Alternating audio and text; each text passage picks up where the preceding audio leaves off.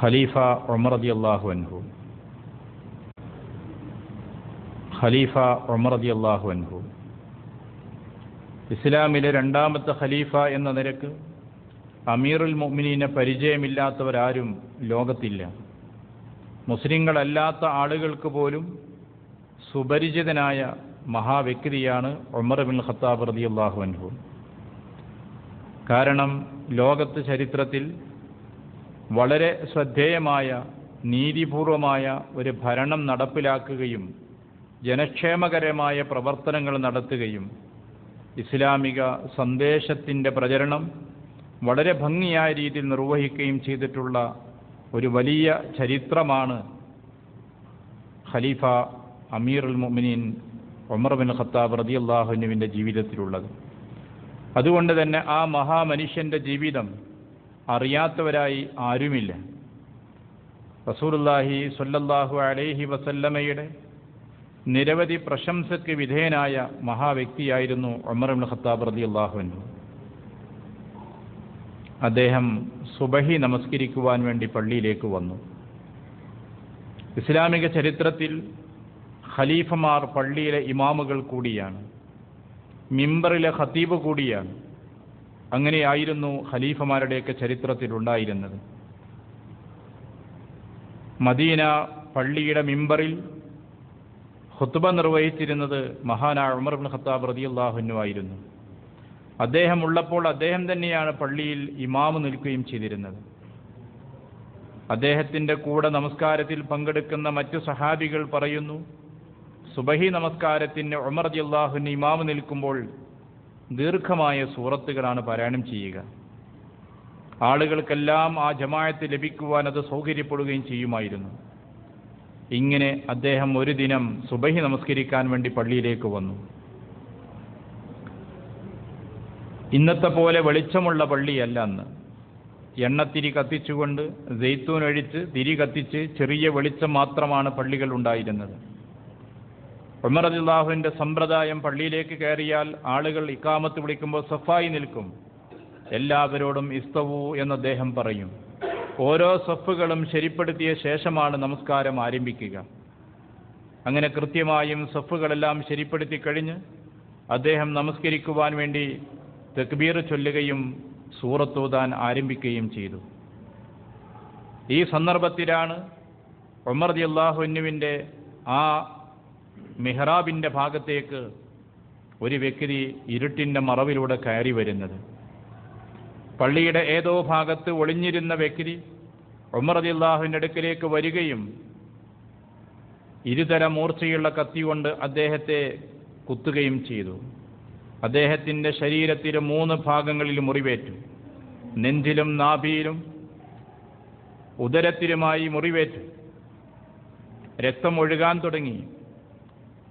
സഫിൻ്റെ മുന്നിലുണ്ടായിരുന്ന അബ്ദുറഹ്മാൻ ഔഫ് റളിയല്ലാഹു അൻഹുവിനോട് ഇമാമ് നിൽക്കാൻ വേണ്ടി അദ്ദേഹം പറഞ്ഞു. അദ്ദേഹം താഴേക്ക് വീണു.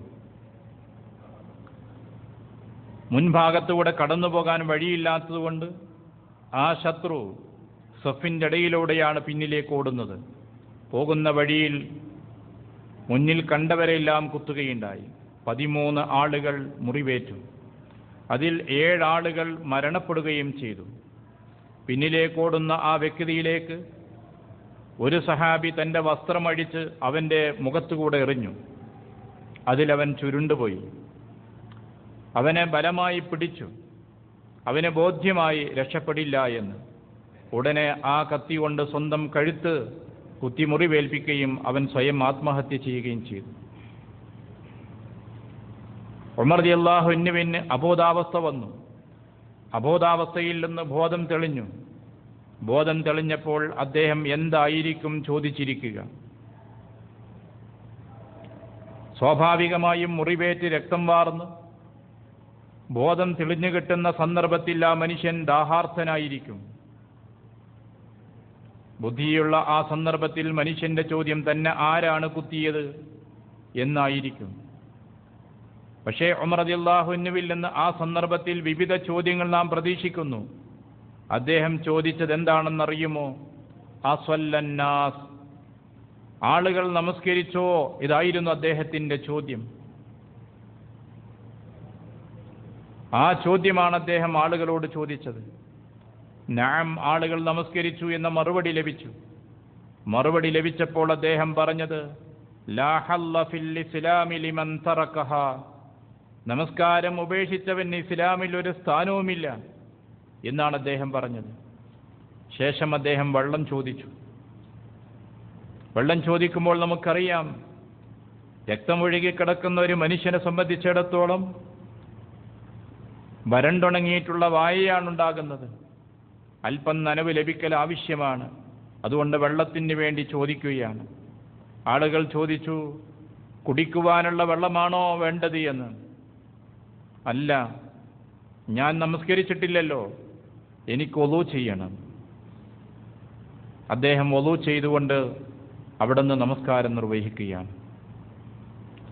ശേഷം അദ്ദേഹം ചോദിച്ചു, മൻ ഖതലനി, ആരാണ് എന്നെ കൊന്നത്, ആരാണ് എന്നെ മുറിവേൽപ്പിച്ചത്? ആളുകൾ പറഞ്ഞു, അബൂ ലുഅ്ലുഅ എന്ന വ്യക്തിയാണ്, മജൂസി മതക്കാരനാണ്. മുഗീറത്ത് ബിൻ ശുഅബ റളിയല്ലാഹു അൻഹുവിന്റെ വർക്ക്ഷോപ്പിലെ ജോലിക്കാരനാണ്. ഹദ്ദാദ് എന്ന നിലക്ക് അറിയപ്പെടുന്ന വ്യക്തിയാണ്. നജ്ജാർ എന്ന നിലക്ക് അവൻ പ്രഗത്ഭനാണ്. അതുകൊണ്ട് പ്രാഗൽഭ്യമുള്ള പണിക്കാരൻ എന്ന നിലക്ക് മുഗീറത്ത് ബിൻ ശുഅബ റളിയല്ലാഹു അൻഹു തൻ്റെ സ്ഥാപനത്തിൽ ജോലിക്ക് വേണ്ടി ഇറാനിൽ നിന്ന് കൊണ്ടുവന്നിട്ടുള്ള ഒരു വ്യക്തിയാണ് ഇദ്ദേഹം. ഫൈറൂസ് എന്നാണ് അവൻ്റെ പേര്. മജൂസി മതക്കാരനാണ്. ഇപ്പോൾ ഇറാഖിലുള്ള യസീദി മതക്കാരെന്നർത്ഥം. അവനാണ് മുറിവേൽപ്പിച്ചത്. അത് കേട്ടപ്പോൾ മഹാനായ ഉമർ റളിയല്ലാഹു അൻഹു എന്താണ് പ്രതികരിച്ചെന്നറിയുമോ?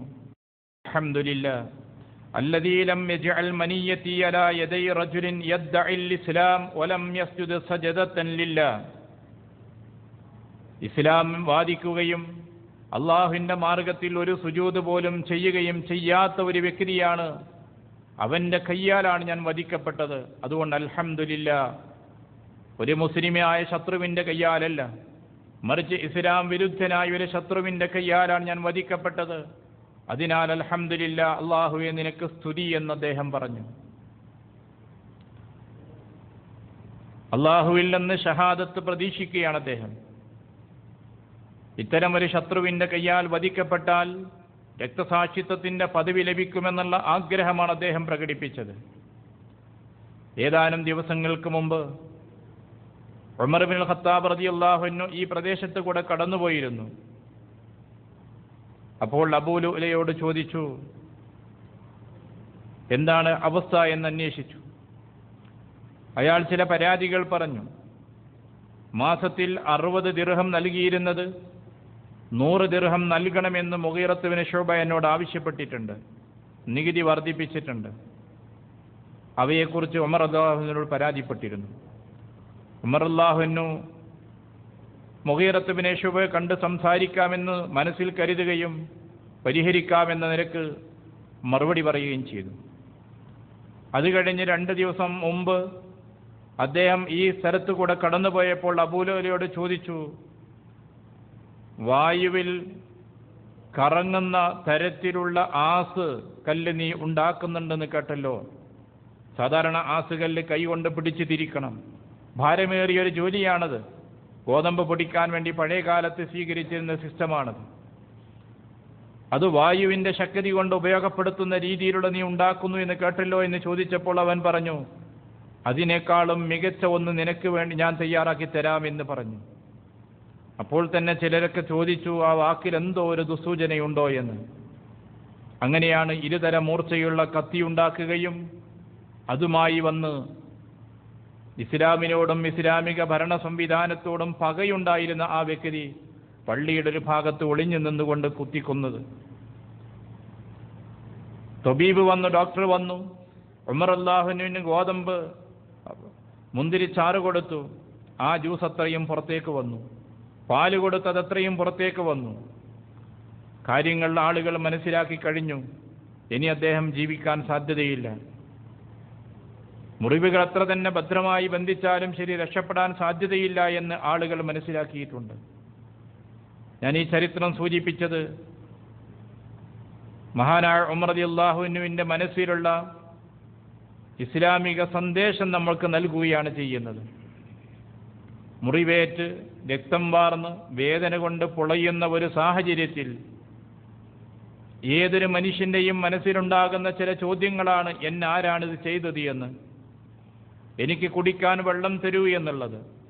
ഈ രണ്ട് കാര്യങ്ങൾ ചോദിക്കുന്നതെല്ലാം ഏറ്റവും അവസാനത്തിലാണ്. ബോധം തെളിഞ്ഞപ്പോൾ ആദ്യം ചോദിച്ചത് അസ്വല്ലന്നാസ്, ജനങ്ങൾ നമസ്കരിച്ചോ എന്നായിരുന്നു. നമസ്കാരത്തിൻ്റെ പ്രാധാന്യം സ്വഹാബികളുടെ മനസ്സിൽ എന്തുമാത്രം സ്വാധീനിച്ചിരുന്നു എന്ന് ഈ ചരിത്രം നമുക്ക് ഓർമ്മിപ്പിക്കുകയാണ് ചെയ്യുന്നത്. മുറിവേറ്റ സന്ദർഭത്തിൽ പോലും ജമാഅത്ത് നമസ്കാരം തുടരാതിരിക്കാൻ സംവിധാനത്തെപ്പറ്റി അദ്ദേഹം ആലോചിച്ചില്ല. മറിച്ച് അബ്ദുറഹ്മാൻ ഔഫ് റളിയല്ലാഹു അൻഹുവിനോട് ഇമാം നിൽക്കാൻ വേണ്ടി പറയുകയാണ്. നമസ്കാരം ജമാഅത്തായി പൂർത്തീകരിക്കപ്പെടുകയാണ്. പള്ളിയുടെ മുൻഭാഗത്ത് എന്ത് നടന്നു എന്ന് പിന്നിലുള്ള ആളുകൾക്കൊന്നും അറിഞ്ഞിട്ടില്ല. ഈ സാഹചര്യത്തിൽ ഉമർ റളിയല്ലാഹുവിന് ബോധം തിരിച്ചു കിട്ടുമ്പോൾ ചോദിക്കുന്നത് അസ്വല്ലന്നാസ്, ജനങ്ങൾ നമസ്കരിച്ചോ എന്നാണ്. വല്ലാത്തൊരു ചോദ്യമാണ്. വെള്ളം ആവശ്യപ്പെട്ടപ്പോൾ ആളുകൾ കരുതിയത് കുടിക്കാനുള്ള വെള്ളമായിരിക്കും ചോദിച്ചത് എന്നാണ്. പക്ഷേ ചോദിച്ചത് വുളൂ ചെയ്യാനുള്ള വെള്ളമാണ്. ഇനി നമ്മൾ ആലോചിച്ച് നോക്കുക, നമ്മുടെയൊക്കെ ജീവിതത്തിൻ്റെ അവസ്ഥകൾ ആലോചിച്ച് നോക്കൂ. ചെറിയ ഒരു പ്രയാസം വന്നാൽ, ചെറിയൊരാവശ്യം വന്നാൽ നമ്മൾ പറയും ഞാൻ മശ്ഗൂലാണ്, നിസ്കരിക്കാൻ നേരമില്ല, തിരക്കാണ്, സമയം വേണ്ടേ. നമ്മുടെ മനസ്സിനും നമ്മുടെ ജീവിതത്തിലും നമസ്കാരത്തിന് നൽകുന്ന പ്രാധാന്യവും മഹാന്മാരായ സ്വഹാബത്ത് നമസ്കാരത്തിന് നൽകിയ പ്രാധാന്യവും തമ്മിലൊന്ന് താരതമ്യം ചെയ്തു നോക്കൂ നിങ്ങൾ.